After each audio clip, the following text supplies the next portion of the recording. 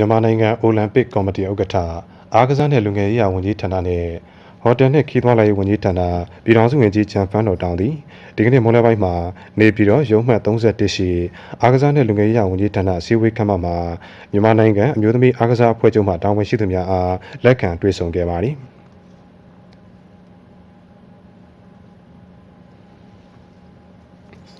ဦးစွာမြန်မာနိုင်ငံအမျိုးသမီးအားကစားအဖွဲ့ချုပ်မှတာဝန်ရှိသူများက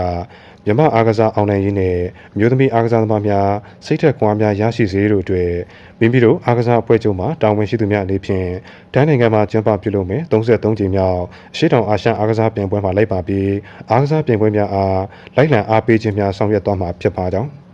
မြန်မာနိုင်ငံအမျိုးသမီးအားကစားအဖွဲ့ချုပ်ရဲ့လက်ရှိဆောင်ရွက်ရှိတဲ့လုပ်ငန်းအစီအစဉ်များဖြစ်တဲ့အမျိုးသမီးအားကစားကဏ္ဍဖွံ့ဖြိုးတိုးတက်စေရေးအတွက်အသိပညာပေးဟောပြောပွဲခန်းနာများ16ကြိမ်မြောက်ကမ္ဘာကာယပလနဲ့ကာယကြံ့ခိုင်မှုအားကစားပြိုင်ပွဲမှာမြန်မာနိုင်ငံကိုစားပြုအမျိုးသမီးအားကစားပြိုင်တူဝင်ရောက်ရှင်ပြိုင်ခဲ့ရမှာငွေတစိမ့်စုနဲ့ကြီးတစိမ့်စုများဆွတ်ကူးနိုင်ငံမှုများနဲ့ပတ်သက်ပြီး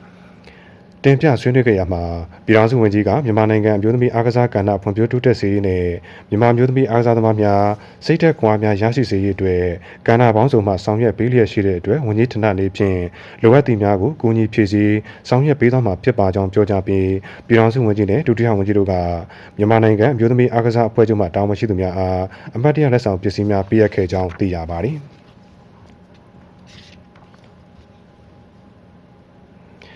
ဟိုတယ်နဲ့ခီးသွွားလုပ်ငန်းကဏ္ဍအတွင်းရှိဝန်ထမ်းများစွမ်းဆောင်ရည်မြင့်မားပြီးခီးသွွားလုပ်ငန်းကဏ္ဍရေရှည်ဖွံ့ဖြိုးတိုးတက်စေရေးနဲ့ဟိုတယ်ဆိုင်ရာဝန်ဆောင်မှုလုပ်ငန်းများနဲ့ဆက်ဆက်လုပ်ငန်းများမှာကျွမ်းကျင်လုပ်သားများပေါ်ထွက်လာစေရေး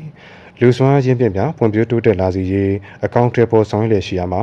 ပြည်ထောင်စုနယ်မြေနေပြည်တော်အတွင်းရှိဟိုတယ်များမှာမန်နေဂျာကြီးကြပ်ရေးမှုအဆင့်ရှိဝန်ထမ်းများအတွက်ခေါင်းဆောင်မှုနဲ့ဝန်ဆောင်မှုစွမ်းရည်မြင့်တင်ရေးတင်နန်းဖွင့်ပွဲအခမ်းအနားကိုဒီကနေ့မနက်ပိုင်းမှာနေပြည်တော်ရှိ Orient Palace Hotel မှာကျင်းပရမှာအားကစားနဲ့လူငယ်ရေးရာဝန်ကြီးဌာနနဲ့ဟိုတယ်နဲ့ခီးသွွားလာရေးဝန်ကြီးဌာနပြည်ထောင်စုဝန်ကြီးဂျန်ဖန်တော်တောင်ကအမှာစကားပြောကြားရမှာဟိုတယ်များသို့လာရောက်တဲခွန်နေထိုင်ကြတဲ့ပြည်တွင်းပြည်ပခီးသွွားဧည့်သည်များအားပြည်စုံကောင်းမွန်သောအရေးသွေးဖြင့်ဝန်ဆောင်မှုများစနစ်တကျပေးနိုင်စေရေးအတွက်လူစွမ်းအရင်းမြစ်ဖွံ့ဖြိုးတိုးတက်ရေးဆိုင်ရာတင်နန်းများကိုတနိုင်ငံလုံးအတိုင်းအတာဖြင့်ဝန်ကြီးဌာနကစီစဉ်ဖွင့်လှစ်တင်ကြားပေးလျက်ရှိပါကြောင်းဟိုတယ်များမှာမန်နေဂျာကြီးကြပ်ရေးမှုအဆင့်ရှိဝန်ထမ်းများအနေဖြင့်ဟိုတယ်များရဲ့မူဝါဒရည်ရွယ်ချက်များကိုအကောင့်ထဲပေါ်ရခြင်းအတွက်သာမကဝန်ထမ်းများနဲ့ဧည့်သည်များအကြားဥဆောင်ချိတ်ဆက်ဆောင်ရွက်သူများဖြစ်တဲ့အတွက်supervisory skill ရှိနေရန်လိုအပ်ပါကြောင်း၎င်းအပြင်မိမိတို့ဟိုတယ်နှင့်ခီးစဉ်ဒေသရဲ့ပုံရိပ်ကိုမြင့်တင်နိုင်ရန်အတွက်လည်းကြိုးစားဆောင်ရွက်ကြမှာဖြစ်ပါကြောင်းမန်နေဂျာကြီးကြပ်ရေးမှုအဆင့်ရှိဝန်ထမ်းများအနေဖြင့်မိမိတို့ဟိုတယ်ရဲ့ဝန်ဆောင်မှုကောင်းမွန်ရေးနဲ့မြန်မာနိုင်ငံခီးသွွားလုပ်ငန်းစဉ်ဆက်မပြတ်ဖွံ့ဖြိုးတိုးတက်ရေးအတွက်ဝိုင်းဝန်းကြိုးစားဆောင်ရွက်ပေးကြစေလိုပါကြောင်းပြောကြားပါသည်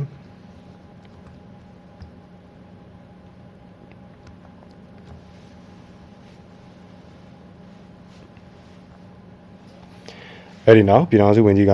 တင်နန်းနှီးပြများအားအမှတ်တရဂုဏ်ပြုလက်ဆောင်များပေးအပ်ခဲ့ကြောင်းသိရှိရပါတယ်ခင်ဗျာ